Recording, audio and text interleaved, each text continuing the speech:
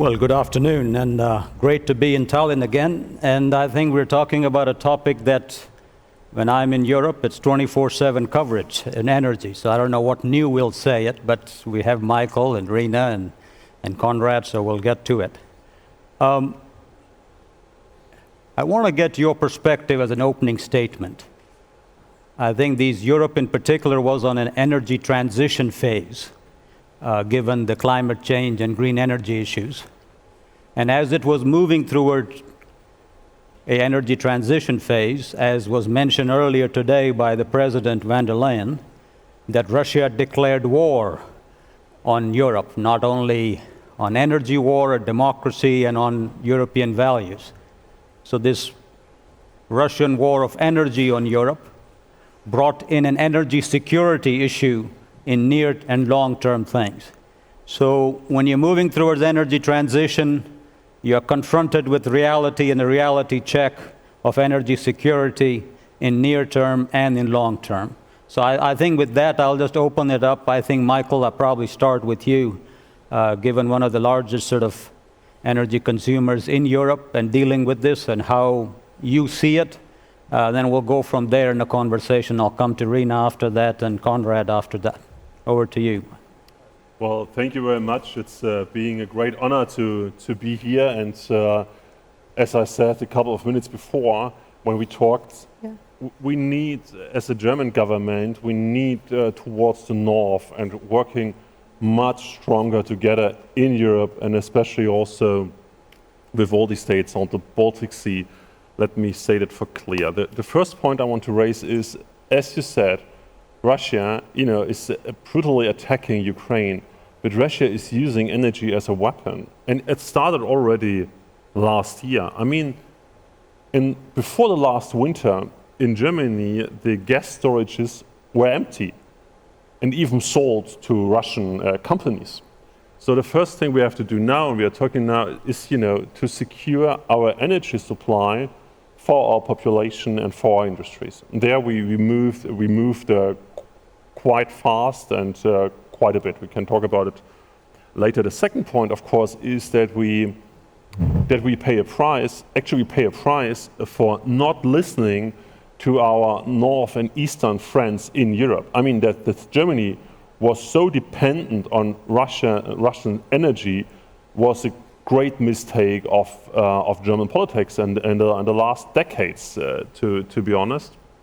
So we need to deal with getting prices down, because it's a heavy burden. And the third point, and then I will stop here, is that we need to work on a transformation, and the transformation is even going faster than slower because of the Russian war, and that everyone now woke up in the last months, and so is working towards that transition. I think for the transition, on a midterm perspective, there is the chance for Europe, and I'm sure von der Leyen put it quite bluntly and direct, and I think she is right.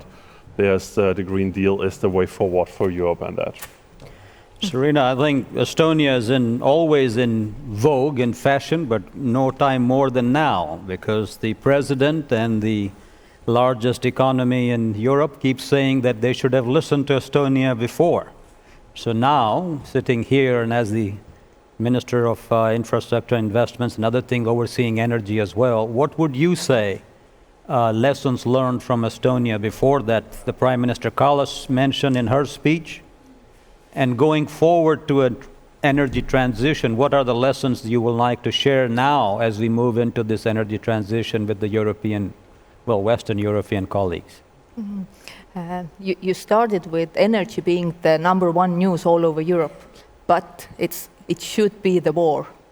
This is something that is like number one issue to deal with all of us. If Ukraine wins and wins quickly, it means stabilizing energy prices and all this. But, symbolically, we are in an old power plant. Unfortunately, it can't serve as a reserve station, as you can observe, but I see this as a temporary hiccup, like a temporary use of oil shale, coal, or nuclear power in Germany, but actually the transition to renewables that you described, it has accelerated in Estonia as well. We see that the need for local, cheap and ecological energy is the only way forward. And the question for researchers is, how do we balance, how do we, the storage facilities and what are needed to compensate the limitations that renewable energy sources have. So this path is very clear, and I think we're, instead of walking, now we're running it.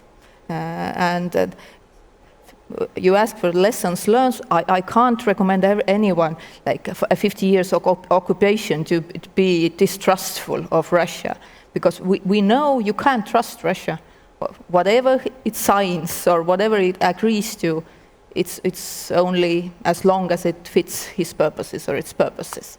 So this is, I would say, an uncomfortable situation to be in, to say that we were right, we were right, but we didn't want to be right in that way.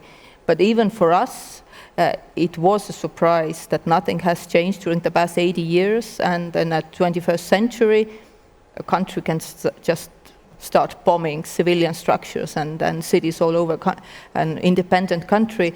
So this is a very, difficult and lessons to learn for every one of us, whether it's energy dependence or anything. But looking into the future, what are the European strategic needs? And we just discussed it with Michael, the rare earths for renewables, for solar panels and so, and Ukraine is very rich. So it could serve a strategic need for Europe in the future. All right, well, thanks again. I think nobody says war is not important, but we're on the energy panel, so after the opening statement, I'll come back to talk about energy. We can talk 3 days about war, which is important. Nobody says it's not. But Konrad, I think as a private sector individual, when you see this rapidly changing scenario where energy transition was a high priority, energy security is a high priority, there's a combination of the two as we go forward. We really don't have a good answer on it other than we want to do energy transition in a secure way. From a business perspective, what are the opportunities in this from the business to both help public good and public service, at the same time help the business bottom line? Just to also follow up on what Riina said, I think the very interesting thing that we are now discovering is that renewables will be, the source of security. And when I started my career as a young intern, we were looking at Germany, and renewables back then was the source of the first part of the trilemma, sustainability. We can bring CO2 down. We were discussing, can Germany maybe reach 7% of the renewables in the grid without breaking the grid? And most people said no, it's going to completely break the grid. Now we're above 50%, sometimes 100%. Then costs came down, and all of a sudden the second part of the trilemma was solved. It was also affordable. Yeah. But we still, I think, until a few years ago, and even more recently, a few months ago, have not thought of renewables as a source of security. And I think as of this year, it will become also the source of security. And what we see from the toolbox of the European Commission, in the next 5 years, the things we can do is build renewables. We can become more efficient, and we need to diversify our energy sources. And those are the tools that we have at hand, but renewables will be the core part. The EU wants to build about 500 gigawatts of new wind and solar over the next 5 to 8 years. That means that we will have days in the summer when most of the European electricity will come from very secure, affordable, sustainable renewables. But then we will have periods in the winter, such as November in Estonia, where we won't have that security. And now this brings me back to your question, which is how can private sector make the most of it? How can we help drive and help with the security? And I think we are entering a world where energy security has to be defined differently. It's not about importing sun rays from an authoritarian government. It's not about building a single wind turbine somewhere that will provide all electricity. We will live in a world of distributed energy production in the form of many renewable sources, but we also have to build a distributed energy consumption and storage industry, which will require a lot of digitalization, a lot of data management, a lot of security on its own, so that companies like us, when what we do is we actually help shift electric vehicle charging to the cheapest hours possible. And more of these smart companies need to come about, because otherwise we will not be able to facilitate so much renewables coming in.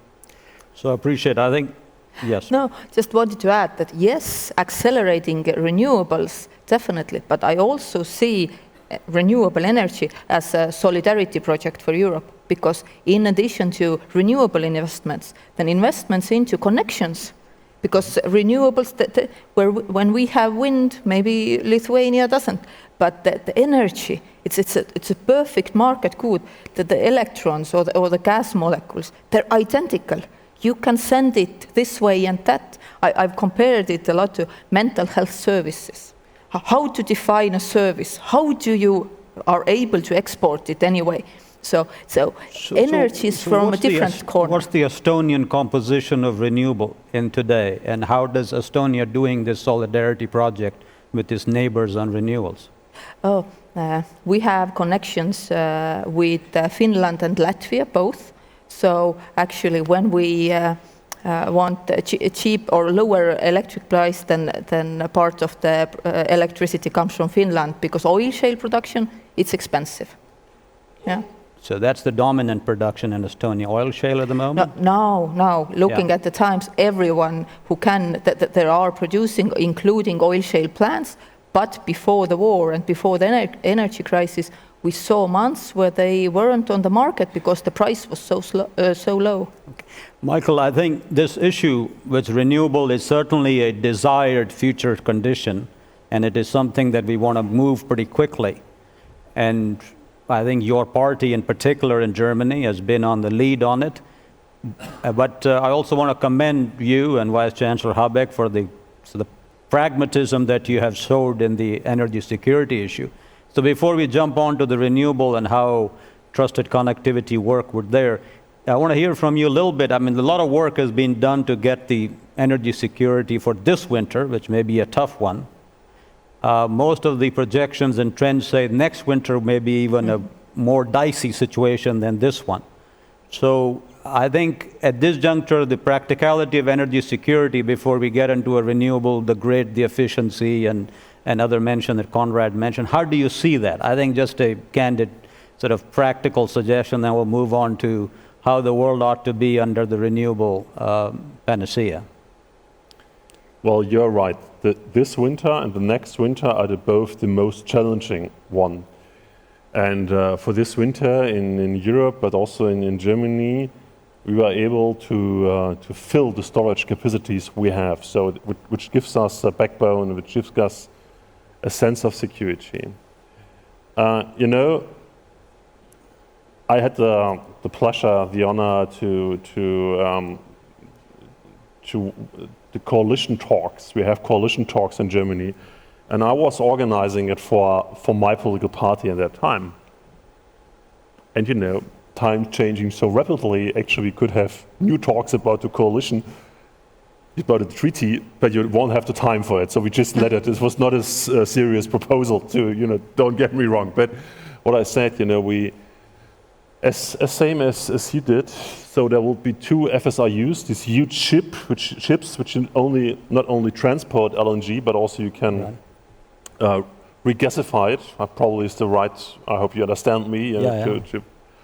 And so, and we ordered them already in the early this year, you know, and next year there will be 3 other being stationed at the Baltic and the North Sea in Germany, so that we have much more abilities to getting natural gas or liquid natural gas within Germany, within Europe. So that's one part.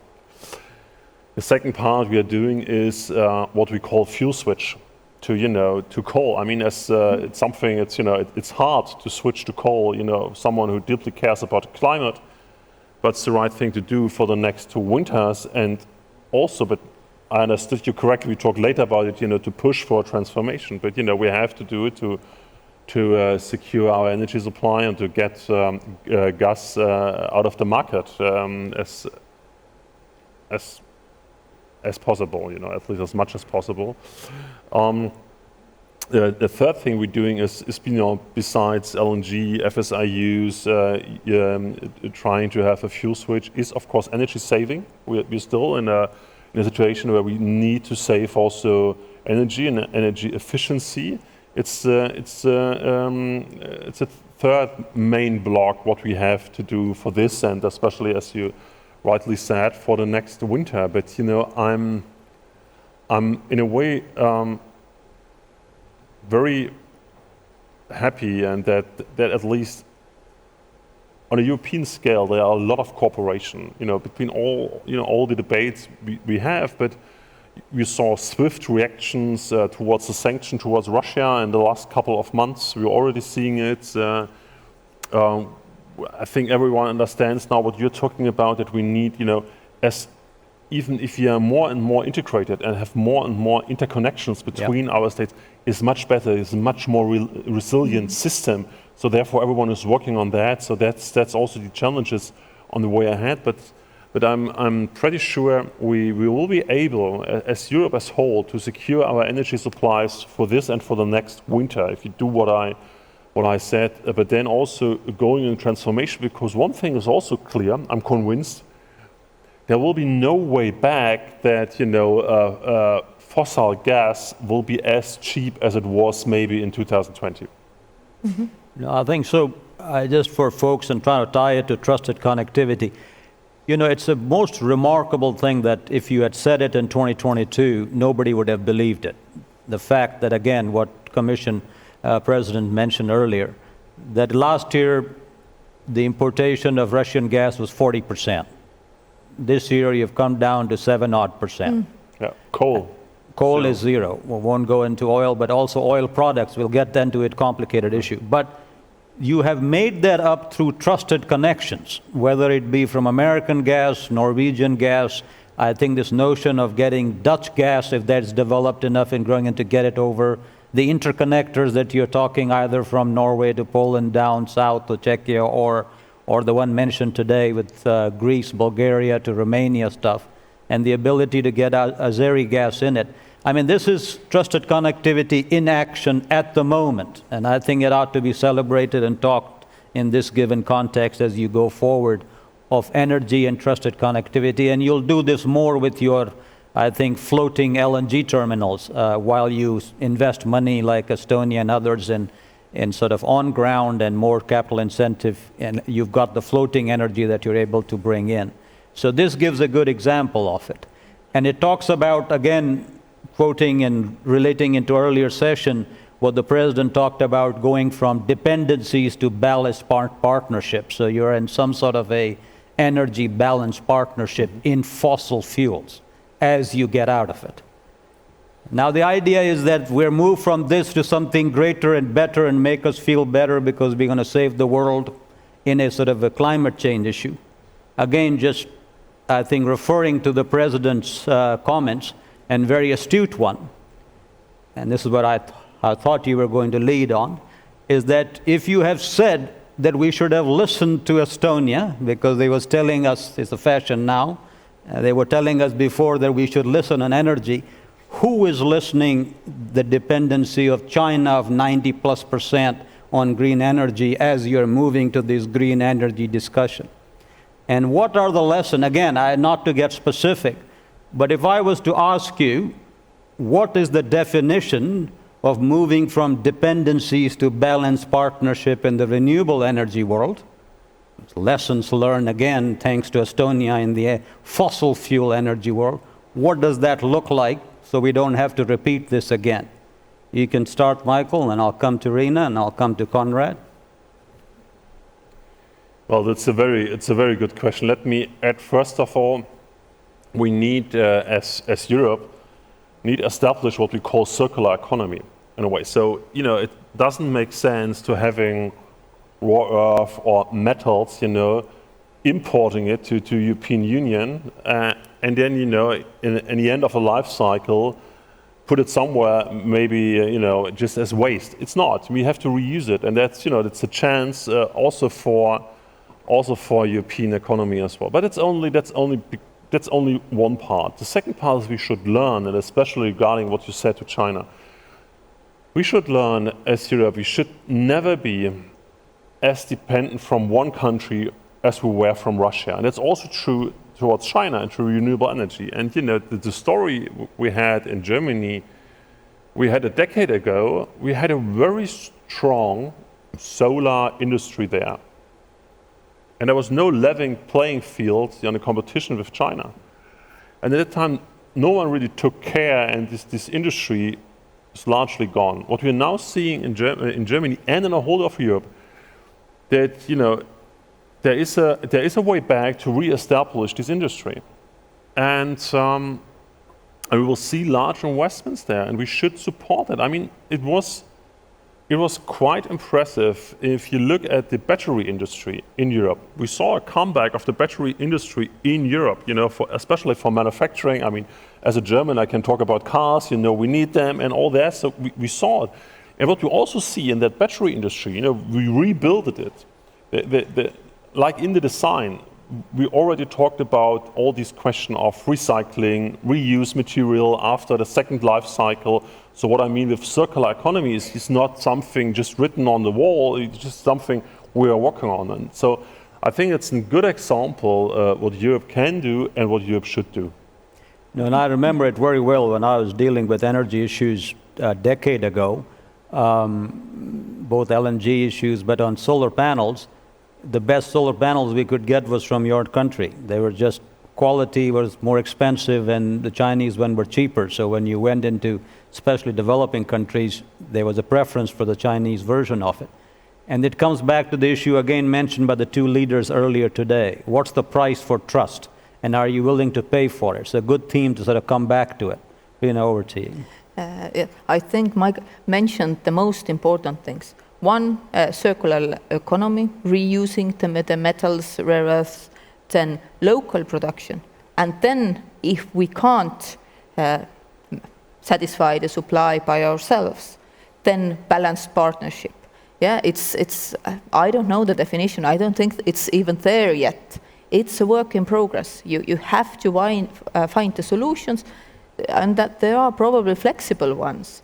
But I would actually broaden the discussion on trust, because in addition to trusted connectivity, in the short term, even surviving the winter, trust towards energy markets, that there are populist voices saying that, the markets, they don't work.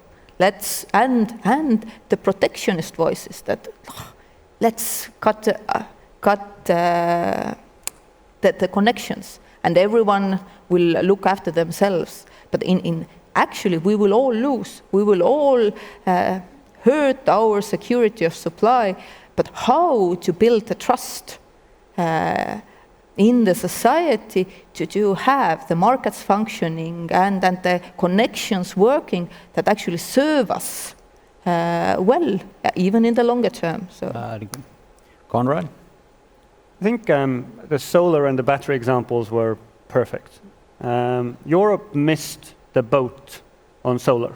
We allowed the production, the processing, and the raw materials all to move to China. They established economies of scale, and they flooded the market with cheap industrial PV. I personally doubt whether we will get that back. I think, yes, it comes down to a question of trust versus cost, but the cost advantage of the technology that we're currently using is already very big. I think what we as Europe, as we have with batteries, is think about where are the next industries that we should not allow to leave. Solar is easy. You chop up gravel, you put aluminium, silver around it, and that's it. There's not a huge amount of value add. If you think about batteries, you need to get so many scarce resources. You need to process them, which is extremely electricity intensive. You need to package together the different chemicals and you send it away. And there's a lot more value add that as a result can be brought to Europe. There's a lot more value add that can lead to a higher value industry in here. And I think it's really encouraging to see that Europe is already building, I think it's 25 or 35 gigafactories across. And I think that's really welcoming to see.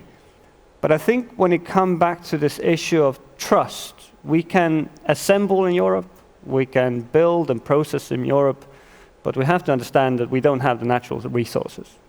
If you think about batteries, 80% of cobalt comes from Democratic Republic of Congo. If we think about lithium, a lot of it is in Southern America. If you think about nickel, 20% of that comes from Russia. And we will not be able to get those resources into European grounds. And I think that's where Europe has to use its soft power, these trusted partnerships, in order to source them, because it's important that we have the right relationships. I personally do not believe that China will use solar panels or, I don't know, even heat pumps as a weapon against Europe. But we actually have to think about other things. You know, the main issue with solar production in China is forced labor. There are other matters what Europe stands for that will probably be the triggers on what we need to tell our trusted partners so we can import them. But the great thing about Europe is it's such a big market that we do actually have the power to tell them, if you don't do it this way, you will lose our market. But I think the resource part will be something that will be very hard for us to crack. So yeah, I agree with you, but there are three, I think, important sort of modifications to this. One, on the critical minerals, China doesn't have it either, but it processes them. So the two different issues, where they are and where do you get processed, and the process is dirty, I mean, it's environmentally so. The question really is, do you want to have the processing anywhere closer? And if so, what are the environmental costs and how you do it? Yes, they are spread out, but they're also spread out among friendly countries, Australia and Canada, among others. So I think that's not the issue, is how and what the processing and the supply chain of it. You've got a task force, there's a 14-country, US, Europe, and others are in it, but probably more thinking. The second issue about this idea, which is that, easy stuff, solar panels, China got, let's do them. More intricate stuff and complicated and fascinating, the value added, well, that's why we are where we are at. I mean, so let's talk a lot about chips. You look at the chips, most of the designing happens in America. Most of the construction happens in Taiwan. And so the problem now is, if something happens, you need to have that boring construction stuff all on your side as well. So that's why this is a much more interesting question than just high grading, which is why we are where we are at. And so I think as we go forward in it, we've identified this as an important issue, but right now is only a rhetorical issue. Whenever I ask, I said, yeah, there should be trust, there should be renewable, there should be trust. We have no critical thinking that has gone down to this to a level that's probably appropriate. And again, one of the topics of trusted connectivity as we discuss it going forward. But anyway, we won't have more, but I want to flag the complexities of the topic, and we get into it probably a later day. The other issue that was also raised earlier today in Nord Stream and others, that not only do you need to sort of get your energy, but then you got to take care of the critical energy infrastructure. So God knows who did the bubble bombs on the Nord Stream, but certainly people are pointing fingers to your neighbor. The neighbor certainly seems to be acting that way, is going to bombing very irresponsibly a nuclear plant in his own so-called territory. So as we go forward, what are the thoughts that you have given on energy security, energy transformation, on the security of the energy infrastructure? Any thoughts or proposals looking at this, Michael? You're going to be putting those floating LNG barges up on your coast, and if you're saying that the pipeline is somehow under attack, what's going to happen to the barges? Yeah, and what happened in Texas a couple of months ago when, parts of LNG producing went offline, right? So definitely, I mean, we just saw it. I mean, that's energy supplies can be attacked, and especially in a hybrid form of war, right? So it's so what's the answer to that? I think one answer is having a grid and having a system who works to being resilient to having more than one leg to stand on, right? I mean, that's so therefore we need to work in Europe together and having all these interconnections we are talking about. That's a very easy answer. The second answer probably is also having a quick transformation to renewables. They're not only cheaper, but you may attack a windmill, and that's it's bad for the windmill. And I'm sorry for that, but it's much more less influential than attacking a pipeline or FSRU or a nuclear plant. Yeah. Or a nuclear plant, as you said. So, I mean, decentralized, in a way, being decentralized. I mean, decentralized sounds a bit, but what I mean with decentralized is everyone in Europe is doing his or her share, and we're putting it together. It helps to have a much more secure system as well. I mean, that's for sure. Yeah, you're right in saying sort of energy resiliency will be heightened by a connected grid and a disaggregated sources generation of power, so that you can't have one or two. You limit the sort of your weakness of where people can attack, and as such, makes perfect sense. Yes. So, but to be honest, there will always be you can never be sure, and as we see as our society is vulnerable. I mean, that's also true, and I mean, I don't have to tell it in Estonia, but to defend an open society and freedom there, you have also to take some risk, and that's also true. Yeah, I mean, there will be no 100% security, but we can minimize our risk, and we should do that together. And that's one of the reasons for this conference here, and why we're working together. Yeah, I agree that decentralized production, diversified energy mix, it all helps in the longer run. But looking into the winter, there is war in Europe, and physically protecting every, aspects of our critical energy infrastructure, we have to admit that it's not possible. Even the connections or interconnections, we are not able to guarantee 100% safety for them. And this is the reality we are in. And the only way out is the quick win for Ukraine, and then some kind of agreement on how do we move on from here. And I think it's very a difficult or unusual situation for us, but it's somehow as a society we need to deal with it. Right. And in addition to the physical attacks, cyber security issues, that all the electricity systems, they are run by, digital boards and so on. So you can't leave that out. So let me turn to Konrad on that. I think, Konrad, we're in this great nation of cybersecurity, e-governance, X-ray, and all the X-roads, and all the rest of stuff.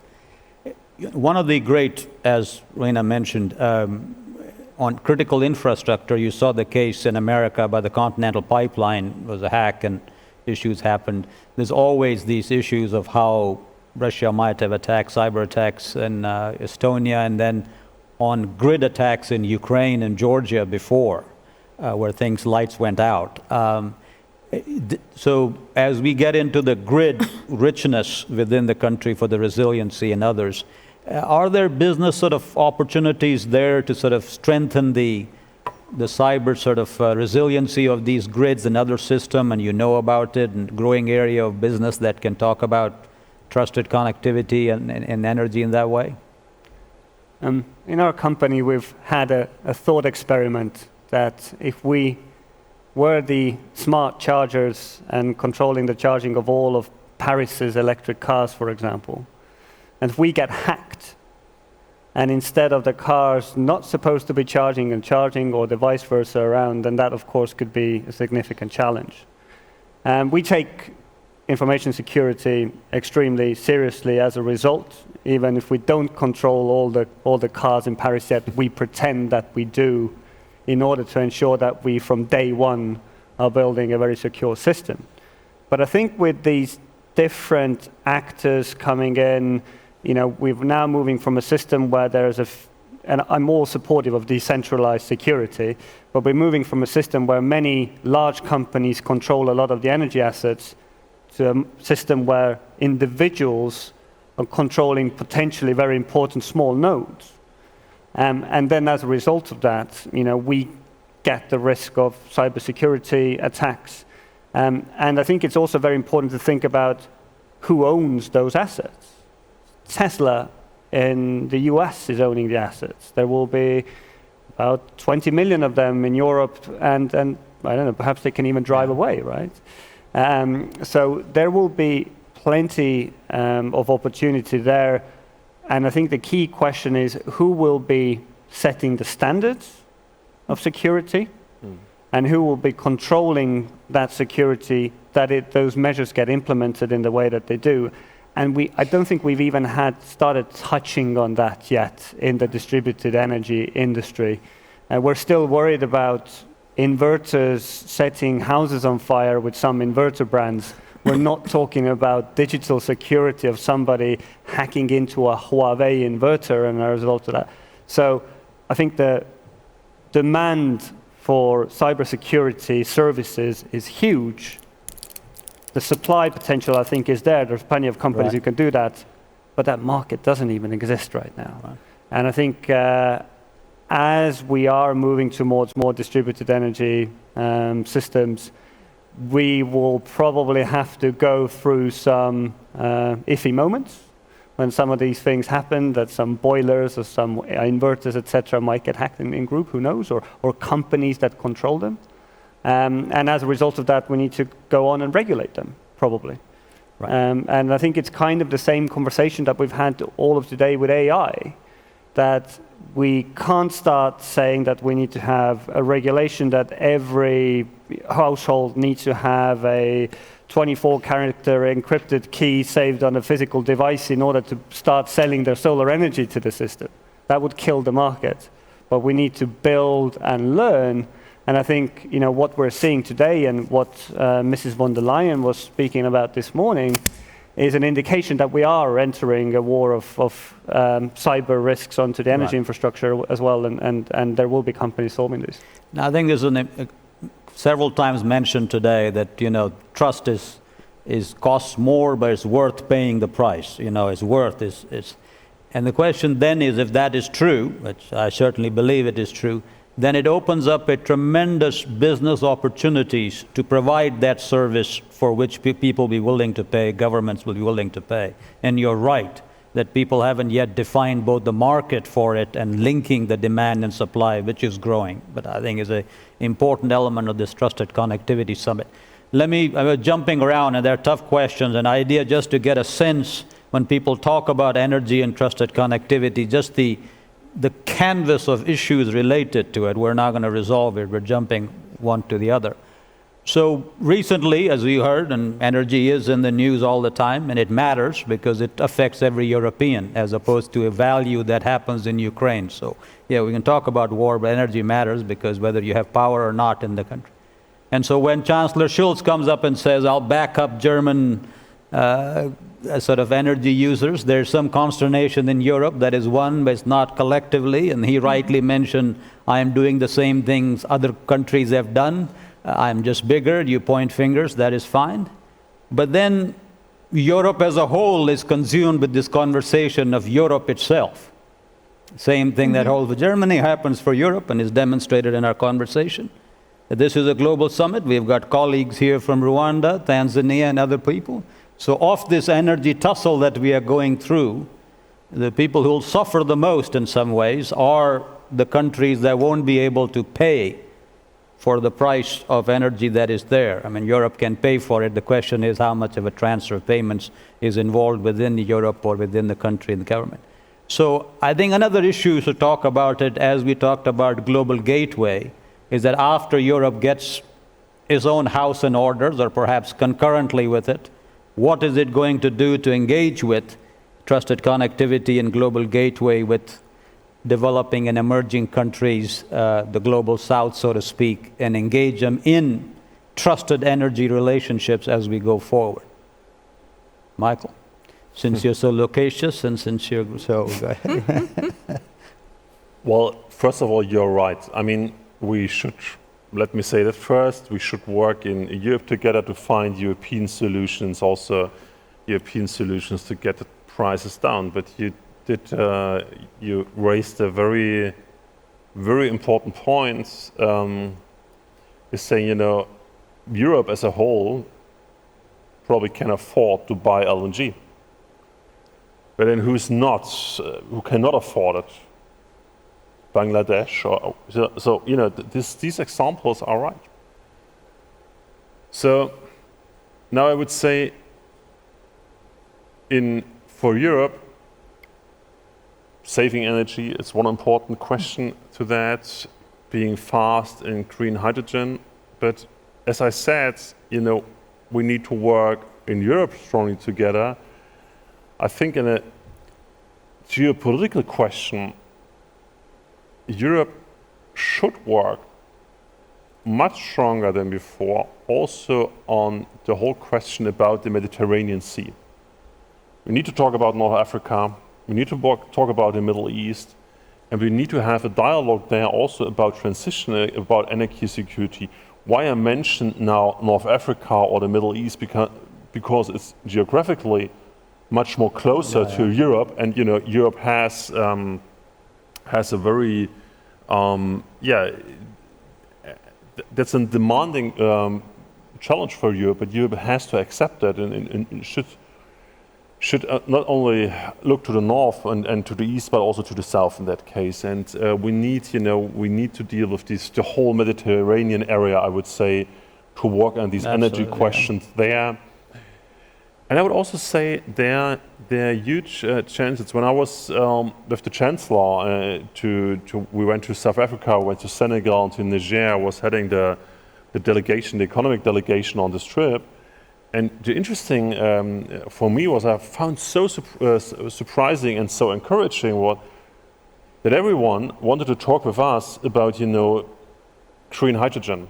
And you know, establishing new businesses there and using it, and you know, and about renewables. So it's a story much bigger than in Europe, but for Europe it's very important to work it out with the whole Mediterranean, North African, Middle East area. I'm convinced about that, and they're probably, you know, we now have 2 tough years about these energy questions, but we need to think, and for that reason, it's good that Rwanda was here as well. You know, that we about all these problems and all the challenges we have within the European Union, we are not forgetting our role in the world, and you know, work together on these questions as well.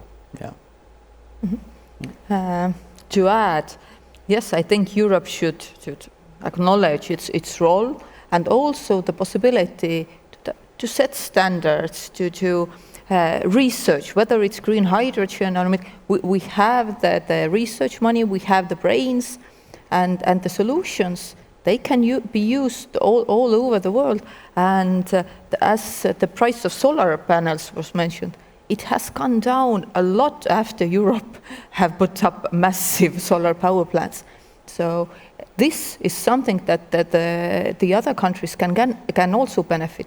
But we are talking about geopolitics and the role of Europe and the energy security for Europe.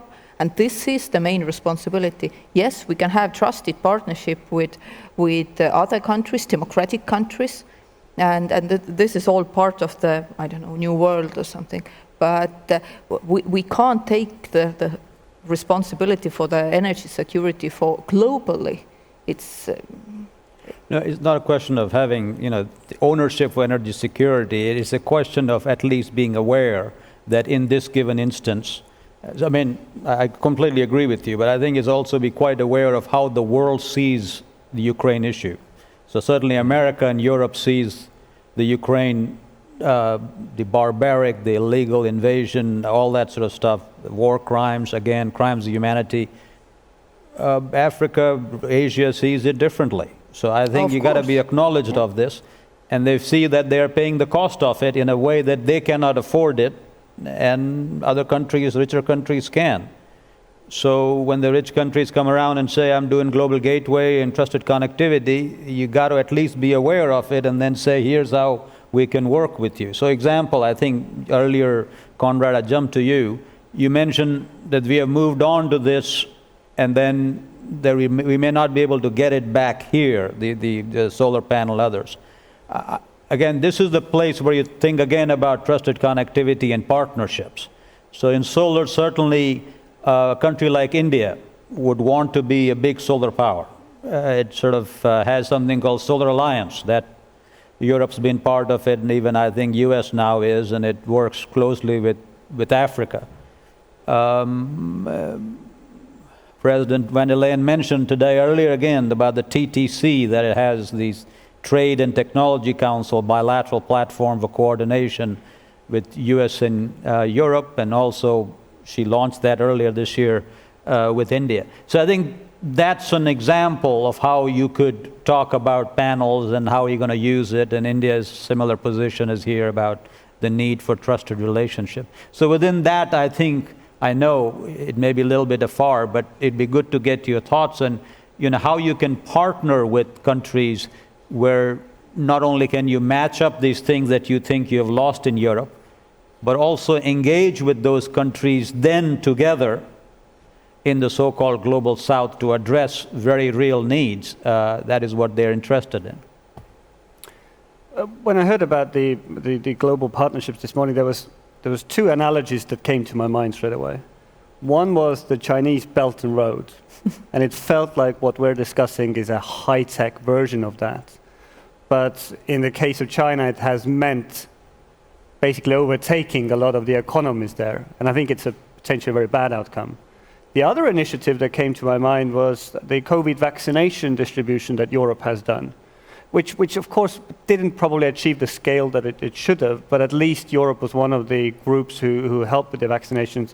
And I think with this program, we need to be more about thinking, what does the global south really need, perhaps rather than what we need, and therefore deliver to them, because we will be competing with somebody like China with their Belt and Road initiative. Now, when it comes to Europe's economic plan of the green transition, basically the bet is that we will turn off a lot of old capital, and we will make up for it by building new capital and sending jobs to that building of the new capital. And I think that makes a lot of sense. But the step after that is, how do we go and export a lot of the technology that we build, a lot of the services that we develop, and probably in partnerships actually launch that in some of these countries as well. And I think that is the attitude that we need to take, and thinking about how we can collectively actually go and solve critical problems in these countries.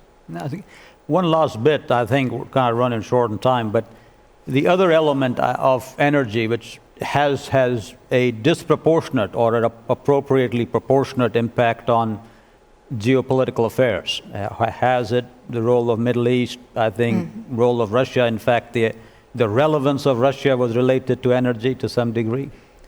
And as we get into this energy transition, not only a fuel transition, but also a geopolitical transition of sort of energy. But if you read Economist or other stuff, you'll see the great value of Middle East, which will probably get a $3 to $4 trillion collective revenue out of what's going on now. It'll affect geopolitical relationships, which are going to be energy related too. So one of being the renewables, how do you get out of the dominant position of China and disaggregate it? Otherwise, you run into that situation.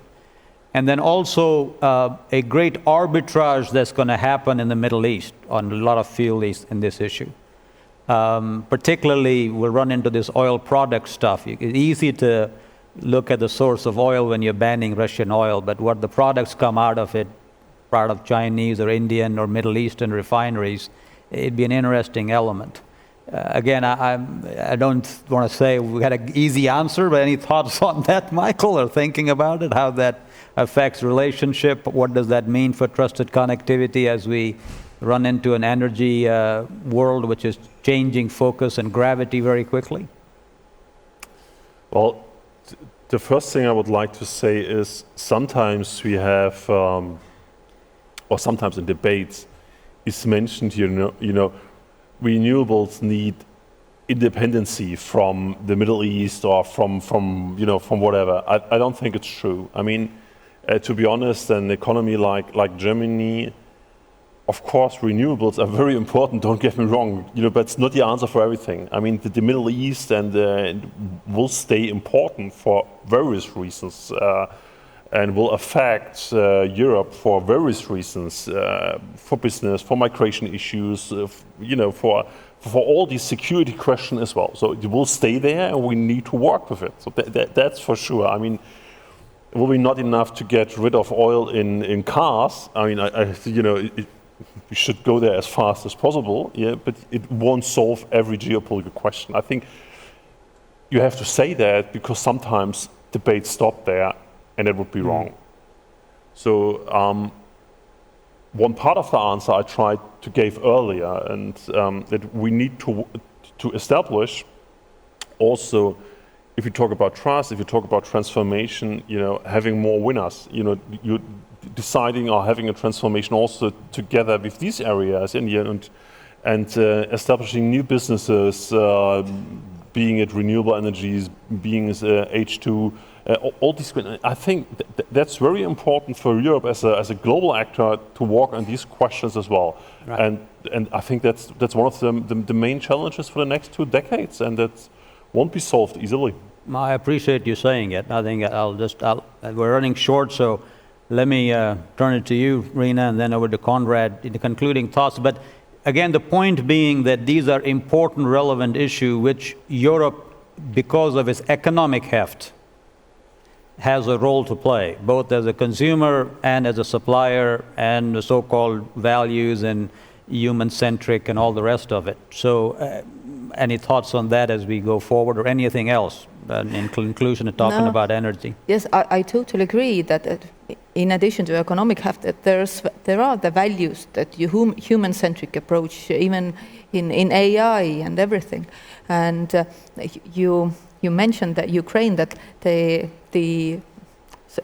most of the world, they don't see the conflict as important. But I think we should acknowledge that it actually is. In many cases, there are no black and white solutions, but this is one aspect, that even countries that are not geographically or culturally close to Ukraine, and this 1,000 kilometers of front there, well, it happens, they might. But when Ukraine loses, democracy loses. And if you have Europe that is worried about its security, investing into defense instead of hydrogen research, it affects everyone. It affects the countries that doesn't see the Ukrainian war as something that they should be worried about or involved in. The effects are global. It involves the security architecture, and democratic and peaceful world is something we all need to work for. Maybe just a final thing to add. If I think about it, then I think there's one fantastic global platform where countries get together and talk about their problems, and richer countries offer solutions, and those are global climate talks. And I think that is one topic that brings us all together.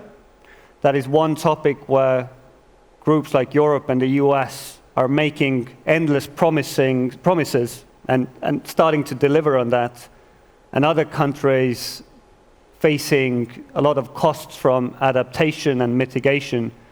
And I'd say that perhaps the conversation that we are having here about trusted partnerships and connectivity is something that can be part of those climate negotiations as well, where we transfer that knowledge to other countries to give it a nice umbrella rather than having separate conversations. No, thanks a lot. I think just a flavor for what Tallinn Digital Summit and Trusted Connectivity stands for, it provides a value added, at least just on energy side. So you just look at, in near present time, of what trusted connectivity means in diversification from Russian to trusted balanced partnership for fossil fuels, at least for this year and next year. And the tension of how you're going to do it going forward, knowing the relevance of Middle East. I mean, you can just see European leaders going there every week just for the importance of this issue. The second is, as we get into the renewables, it'll be even more important. We really have not even scratched the surface other than give rhetorical sort of points to it. And again, this provides a tremendous, where I thought Konrad was going, is saying there's a great platform where leaders can come and talk about it, would be the Tallinn Summit, so you can do it. The climate change. That's definitely what he meant. Then they can do so. And not only that, but to how to engage the global South in these discussions. So yes, values matter, but some days you have to listen to the audience, and the broader audience saying, I get the values, where's the bread on the table and the lights in my house? And there's got to be an answer to that in trusted connectivity and global gateway as we go forward on energy side. Great panel, thanks a lot. Thanks for the audience. On to the next session. So a round of applause for you guys.